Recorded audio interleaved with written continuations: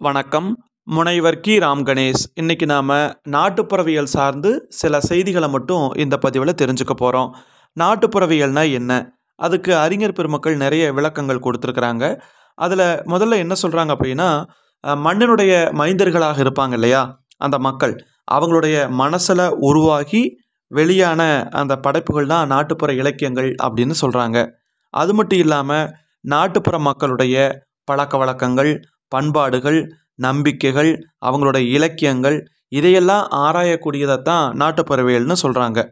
அதுக்கப்புறம் என்ன சொல்கிறாங்கன்னா, நாட்டுப்புற வழக்குகளை அறிவியல் அடிப்படையில் ஆராய்ச்சி பண்ணுறது தான் நாட்டுப்புறவியல் அப்படின்னு சொல்லி ஒரு விளக்கம் கொடுக்குறாங்க. இது மாதிரி நாட்டுப்புறவியல் சார்ந்து நிறைய விளக்கங்கள் சொல்லப்படுது. இந்த நாட்டுப்புறவியல் அப்படிங்கிறத ஆங்கிலத்தில் ஃபோக்லோர் அப்படிங்கிற பெயரால் குறிப்பிட்டு சொல்லுவாங்க. அது மட்டும் இல்லாமல் நாட்டுப்புறவியலை மக்கள் இலக்கியம் அப்படிங்கிற பெயராலையும் குறிப்பிட்டு சொல்கிறாங்க. அப்போது இந்த நாட்டுப்புறவியல் அப்படிங்கிறது பொதுவாக கிராமம் சார்ந்தது, அதாவது நாட்டுப்புறம் சார்ந்தது அப்படிங்கிற அந்த ஒரு வகைக்குள்ளே கொண்டு போய் அடக்குறாங்க. நாட்டுப்புற பாடல்களை, நாட்டுப்புற இலக்கியங்கள், இப்படி எல்லாத்தையுமே நாட்டுப்புற பாடல்கள், இலக்கியங்கள் எல்லாமே ஒன்று தான். அப்போது அதையெல்லாம் எப்படியெல்லாம் ஆராய்ச்சி பண்ணியிருக்கிறாங்க அறிஞர்கள் அப்படிங்கிறத நாம் இந்த பதிவில் பார்க்கலாம். அதில் குறிப்பாக அந்த சொல் எப்படியெல்லாம் உருவாக்கப்பட்டது, அதுக்கப்புறம் யார் யாரெல்லாம் இந்த நாட்டுப்புறவியலில் முக்கியமான ஆட்களாக இருக்கிறார்கள் அப்படிங்கிற செய்தியெல்லாம் நாம் இந்த பதிவில் தெரிஞ்சுக்க போகிறோம். இன்னும் நிறைய இருக்குது. நாம் சொல்லக்கூடியது ஒரு சுருக்கம்தான். இந்த நாட்டுப்புறவியலை குறிக்கக்கூடிய ஃபோக்லோர் அப்படிங்கிற சொல் 1846 வில்லியம் ஜான் தாமஸ் அப்படிங்கிறவரால் உருவாக்கப்பட்டது அப்படின்னு சொல்கிறாங்க. அந்த வில்லியம் ஜான் தாமஸ் எப்படி சொல்கிறாங்கன்னா WJ தாமஸ் அப்படின்னு சுருக்கமாக அவர் சொல்லக்கூடிய ஒரு நிலையும் இருக்குது. அது மட்டும் இல்லாமல் வில்லியம் பாஸ்கம் அப்படிங்கிற ஒரு மானுடவியல் பேரறிஞர் வெர்பல் ஆர்ட் அப்படிங்கிற ஒரு சொல்லை உருவாக்கியிருக்கிறாரு. வெர்பல் ஆர்ட் அப்படிங்கிறது வாய்மொழி கலை அப்படின்னு சொல்கிறாங்க. அப்போ இந்த செய்தியும் நாம் இதில் தெரிஞ்சுக்க வேண்டியதாக இருக்குது. அது மட்டும் இல்லாமல் ஃபோக்லோர் அப்படிங்கிறத எப்படி பிரிக்கிறாங்க அப்படின்னா, ஃபோக் லோர் அப்படின்னு 2 சொற்கள் இணைஞ்சது தான் ஃபோக்லோர்னு சொல்கிறாங்க. 19ஆம் நூற்றாண்டில் ஐரோப்பிய நாடுகளில் ஃபோக் அப்படிங்கிற அந்த சொல்லானது விவசாய மக்களை குறித்தது அப்படின்னு சொல்கிறாங்க. அதுக்கப்புறம் படிப்பறிவு இல்லாத நாட்டுப்புற மக்களை குறித்தது அப்படின்னு சொல்கிறாங்க. அதுக்கப்புறம் என்ன சொன்னாங்கன்னா, பொதுவான தொழில், மொழி, சமயம் முதலியவற்றை பின்பற்றக்கூடிய அந்த குழுவை ஃபோக் அப்படின்னு சொல்லுவாங்க அப்படிங்கிற மாதிரி சொல்கிறாங்க. அப்போ இந்த மாதிரி அப்படி ஃபோக் அப்படிங்கிற சொல்லுக்கு நிறைய விளக்கங்கள் சொல்லப்பட்டிருக்கிறது.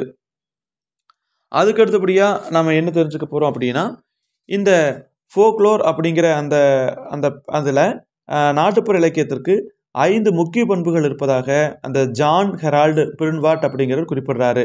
அந்த நாட்டுப்புற இலக்கியங்கள் எப்படிப்பட்டது அப்படின்னு சொல்லும்போது அவர் சொல்கிறாரு, 1 வாய்மொழியாக பரவல், இன்னொன்று மரபு வழிப்பட்டது, அதுக்கடுத்தது பல்வேறு வடிவங்களாக திரிபடைதல்னு சொல்கிறாங்க, அதுக்கப்புறம் ஆசிரியர் இல்லாமை, அதுக்கப்புறம் ஒருவித வாய்ப்பாட்டுக்குள் அடங்குவது அப்படின்னு எல்லாம் சொல்கிறாங்க. அதுக்கு அடுத்தபடியாக என்ன தெரிஞ்சுக்க போகிறோம் அப்படின்னா, நாட்டுப்புறவியலினுடைய தந்தை. நாட்டுப்புறவியலின் தந்தை அப்படின்னு யாரை சொல்கிறாங்கன்னா, ஜேக்கப் கிரீம் அப்படிங்கிறவர் தான் சொல்கிறாங்க.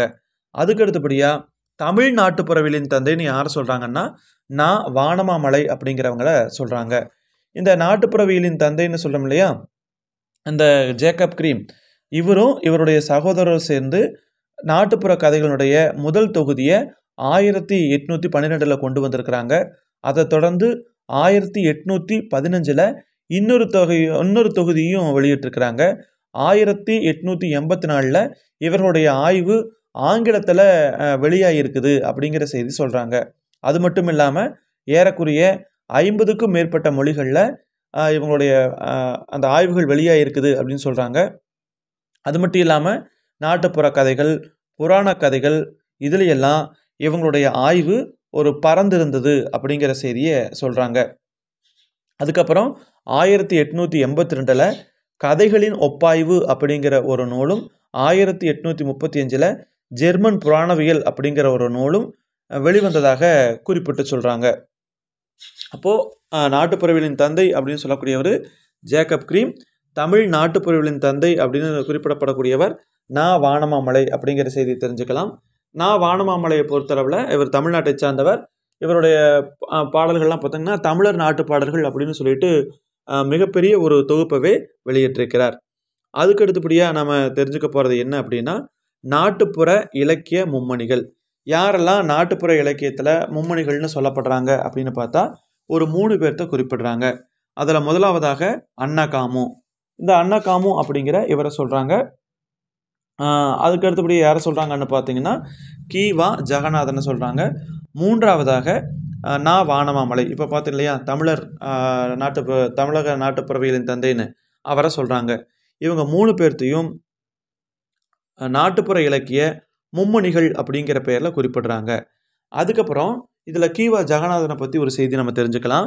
தொல்காப்பியர் சொல்லக்கூடிய பண்ணத்தி அப்படிங்கிறது நாட்டுப்புற பாடல்களை குறிக்கும் அப்படின்னு கி.வா. ஜெகநாதன் அவர்கள் குறிப்பிட்டு சொல்கிறாரு. அதுக்கு அடுத்தபடியாக வேறு என்ன செய்தி நம்ம தெரிஞ்சுக்க போகிறோம் அப்படின்னா, தோழியர்கள் இருப்பாங்க இல்லையா 2 பெண்கள், அவங்க விளையாட்டாக பாடக்கூடிய பாடலை திருச்சாளல் அப்படிங்கிற பெயரில் குறிப்பிடுறாங்க. அதுக்கப்புறமா தாலாட்டு பாடல்கள் இருக்கும் இல்லையா, அது வந்து நீலாம்பரி ராகத்தில் பாடப்படும் அப்படிங்கிற ஒரு குறிப்பு சொல்லப்படுது. அதுக்கு அடுத்தபடியாக இந்த பிலாக்கணம், கையர் நிலை, இரங்கற்பானெல்லாம் சொல்லுவாங்க. இதெல்லாம் ஒப்பாரி பாடல்களுக்குரிய வேறு பெயர்கள். இப்போ நான் என்ன சொல்கிறேன்னா, இதற்குரிய ஆட்கள் மட்டும் இல்லாமல் பொதுவாக நாட்டுப்புறவியல் சார்ந்து என்னென்ன செய்திகள்லாம் சொல்லப்படுது அப்படிங்கிற செய்தியும் தான் நாம் எல்லாம் சொல்லியிருக்கிறோம். அது மட்டும் இல்லாமல் தொல்காப்பியர் கூறக்கூடிய புலன் அப்படிங்கிற வனப்பு நாட்டுப்புற பாடலை குறிக்கும் அப்படின்னு ஆறு அழகப்பன் அப்படின்னு சொல்லக்கூடிய ஒரு நாட்டுப்புற ஆய்வாளர் குறிப்பிட்டிருக்கிறார். அதுக்கடுத்தது அடுத்த செய்தி இராவாண்டை அப்படிங்கிற ஒரு செய்தி. இந்த இராவாண்டை அப்படிங்கிறது இரவில் வரக்கூடிய அந்த நிலவை ஒரு ஆணாக பாவித்து பெண்கள் பாடக்கூடிய பாட்டு அப்படின்னு சொல்லி சொல்கிறாங்க. திருமணமாகாத பெண்கள் இருப்பாங்க இல்லையா, அவங்க தனக்கு நல்ல கணவன் கிடைக்கணும் அப்படிங்கிறதுக்காக இந்த இராவாண்டை அப்படின்னு சொல்லக்கூடிய பாடலை பாடுவார்கள் அப்படின்னு சொல்லி சொல்கிறாங்க. அப்போது நல்ல கணவன் கிடைக்கணும் அப்படிங்கிறதுக்காகவும் பாடல்கள் இருக்குது. அதில் நிலவை ஆணாக பாவித்து பாடக்கூடிய ஒரு வழக்கம் இருக்கிறது அப்படிங்கிற ஒரு செய்தியும் நாம் இதில் தெரிஞ்சுக்க முடியுது. இப்போ பொதுவாக நிலவை வந்து பெண்களோடு ஒப்பிட்டு பாடுவாங்க. ஆனால் இந்த இடத்துல பெண்கள் என்ன பண்ணுறாங்க, ஒரு நிலவை ஆணாக பாவித்து பாடக்கூடிய ஒரு வழக்கம் இருக்கிறது. அதுக்கு இராவாண்டை அப்படிங்கிற ஒரு பேர் இருக்கிறது அப்படிங்கிற செய்தியும் நாம் தெரிஞ்சுக்க முடியுது. அதுக்கு அடுத்தபடியாக பார்த்திங்கன்னா திருப்பூவள்ளி அப்படின்னு ஒரு நாட்டுப்புற வகை இருக்கிறது. அது என்ன அப்படின்னா, பூ தொடுப்பாங்க இல்லையா, பூ கட்டுறவங்க, பூ பறிக்கிறவங்க, அவங்க பாடக்கூடிய பாடலை திருப்பூவள்ளி அப்படிங்கிற பெயரால் குறிப்பிட்டு சொல்கிறாங்க. அதுக்கப்புறம் பார்த்திங்கன்னா இந்த ஆண்கள் வந்து கும்மி கொட்டுவாங்க, அந்த கும்மி அடிப்பாங்க இல்லையா, அதுக்கு அந்த கும்மிக்கு பேர் வந்து ஒயில் கும்மி அப்படின்னு சொல்லி சொல்கிறாங்க. இது வந்து ஆண்கள் மட்டும்தான் இந்த இருப்பாங்கன்னு சொல்கிறாங்க. இந்த ஒயில் கும்மியினுடைய பிறப்பிடம் அப்படின்னு சொல்லிட்டு ஆந்திராவை குறிப்பிடுறாங்க. ஆந்திராவில் தான் இந்த ஒயில் கும்மி அப்படிங்கிறது இருக்கிறது அப்படிங்கிற செய்தியை நம்ம தெரிஞ்சுக்க முடியுது. அதுக்கடுத்தபடியாக அம்பான்னு ஒரு பாடல் உண்டு. அந்த அம்பா அப்படிங்கிற பாடல் மீனவர் பாடலை குறிக்கும் அப்படின்னு சொல்லி சொல்கிறாங்க. இந்த மீனவர் பாடலை அம்பா அப்படிங்கிற பெயரில் குறிப்பிடுறாங்க. அதுக்கடுத்தபடியாக இந்த ஆட்டங்கள் ஆடுவாங்க இல்லையா, கரகாட்டம், வில்லுப்பாட்டு, சேவையாட்டம், கணியன் கூத்து, தெருக்கூத்து, இதை பற்றி சொல்கிறப்போ கரகாட்டம் அப்படிங்கிறது மாரியம்மனுக்கான ஒரு ஆட்டம்னு சொல்கிறாங்க. வில்லுப்பாட்டு சிவபெருமானுக்கான ஆட்டம்னு சொல்கிறாங்க. சேவையாட்டம் அப்படிங்கிறது பெருமாளுக்கான ஒரு ஆட்டம்னு சொல்கிறாங்க. கணியன் கூத்து, கணியான் கூத்து அப்படிங்கிறது சுடலை மாடனுக்காக ஆடக்கூடிய ஒரு ஆட்டம்னு சொல்கிறாங்க. தெருக்கூத்து அப்படிங்கிறது பொதுவாக தான் சொல்கிறாங்க. பொதுவாக திரௌபதி அம்மன்னு சொல்கிறாங்க. திரௌபதி அம்மன் இல்லாமலேயும் தெருக்கூத்து இருக்கும். ஆனால் பெரும்பாலும் தெருக்கூத்து அப்படிங்கிறது திரௌபதி அம்மனோடு தொடர்புடையது அப்படிங்கிற செய்தியை சொல்லியிருக்கிறாங்க. அப்போ இந்த மாதிரியான செய்திகளை எல்லாம் நாம் இதில் தெரிஞ்சுக்க முடியுது. அப்போ கரகாட்டம்னா மாரியம்மன் வழிபாடு தொடர்புடையது, வில்லுப்பாட்டு சிவபெருமான் வழிபாடோடு தொடர்புடையது, சேவையாட்டம் பெருமாள் வழிபாடோடு தொடர்புடையது, கணியன் கூத்து சுடலைமாடன் வழிபாடோடு தொடர்புடையது, பொதுவாக தெருக்கூத்து அப்படிங்கிறது திரௌபதி அம்மன் வழிபாடோடு தொடர்புடையது அப்படிங்கிற செய்தியை நம்ம தெரிஞ்சுக்கலாம். மிக்க நன்றி. நாம் மீண்டும் இன்னொரு பதிவில் சந்திக்கலாம். இது நாட்டுப்புறவியல் சார்ந்து ஒரு சில செய்திகள் மட்டும்தான் நம்ம இந்த இடத்துல சொல்லியிருக்கிறோம். இன்னும் கடல் போல் நிறைய செய்திகள் இருக்குது. இருந்தாலும் ஒரு சுருக்கமாக நாட்டுப்புறவியலை பற்றி ஒரு சில செய்திகளை மட்டும் தெரிஞ்சுக்கலாம் அப்படிங்கிறதுக்காக மட்டும்தான் இந்த பதிவு போட்டிருக்கிறேன். இதில் சில செய்திகளுக்கு மட்டும்தான் நான் எழுதியிருக்கேன் அதில் ஸ்லைடு மாதிரி.